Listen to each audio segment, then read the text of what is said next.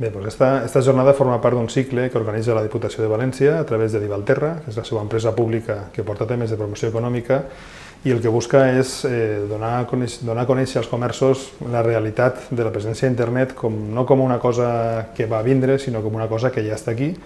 i donar-los les claus, per un costat, de conèixer com està el sector comercial, el xicotet comerç a nivell d'internet. Per altra banda, saber quins són els comportaments del consumidor pel que fa a la compra online, i arribats a aquest punt poder assumir per un costat el pas d'estar a internet, tindre presència, arribar als nostres clients per internet, i en un últim pas poder pensar en que un xicotet comerç de qualsevol municipi pot també donar el pas a vendre per internet, bé a través de plataformes comuns o bé a través de serveis propis.